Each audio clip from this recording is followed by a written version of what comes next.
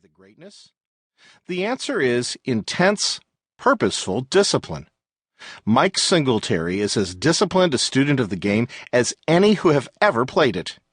In his biography, Calling the Shots, Coach Singletary says that in watching game films, he would often run a single play 50 to 60 times, and that it took him 3 hours to watch half a football game, which is only 20 to 30 plays. Because he watched every player, because he mentally knew the opposition's tendency, given the down, distance, hash mark, and time remaining, because he read the opposition's mind through their stances, he was often moving toward the ball's pre-planned destination before the play developed. Mike Singletary's legendary success is testimony to his remarkably disciplined life. Inglorious discipline.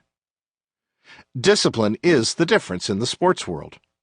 Tiger Woods, prior to his moral failure, was, by all estimates, the greatest golfer of the last decade, and those who have watched clips of him juggling a golf ball on the head of a driver and then driving the ball from midair straight down the fairway for 200 yards are in awed agreement.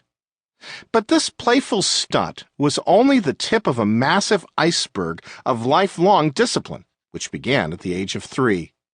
The discipline of a man so focused that he once refused to leave a practice hole until a dozen of his drives rested on a white towel on the distant green. The legendary Jack Nicklaus, the most successful golfer of all time, once quipped, "The more I practice, the luckier I get."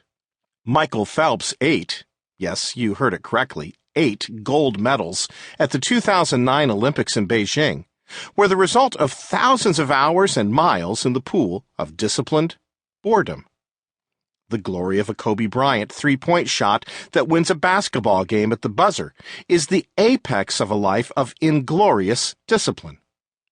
Matthew Syed, in his international bestseller Bounce, Mozart, Federer, Picasso, Beckham, and the Science of Success, observes that British superstar David Beckham's trademark free kick, his bend-it-like Beckham trajectory, began when, as a boy, he would take his soccer ball to an East London park and kick the ball from the same spot for hours on end, perfecting the topspin that gave his kick its devastating dip. My secret is practice. I have always believed that if you want to achieve anything special in life, you have to work, and then work some more. Canadian icon Wayne Gretzky, regarded as the greatest ice hockey player ever, became what he is because early on he disciplined both his mind and body for the rough-and-tumble game. As a boy, he systematically charted the angles of the ricocheting puck so that he came to anticipate what was going to happen on the ice better than any player in the game. The great Gretzky was there when the puck arrived. Listen to how Gretzky describes himself. "I wasn't naturally gifted in terms of size and speed. Everything I did in hockey, I worked for." And then later, "The highest compliment that you can pay me is to say that I worked hard every day. That's how I came to know where the puck was going before it even got there." You may have read in school that the famous writer Ernest Hemingway was a boozy, undisciplined genius who downed a quart of whiskey a day for the last 20 years of his life, but nevertheless had the literary gift. He was indeed an alcoholic, driven by complex passions, but when it came to his gift for writing, he was the essence of discipline.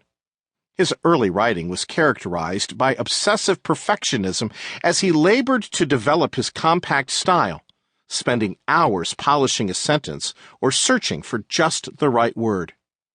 It is a well-known fact that he rewrote the conclusion to A Farewell to Arms 17 times in an effort to get it right. Even toward the end, when Hemingway was reaping the ravages of his lifestyle, he daily stood before an improvised desk from 6:30 a.m. until noon every day, carefully marking his production for the day on a chart. His average was only 2 pages.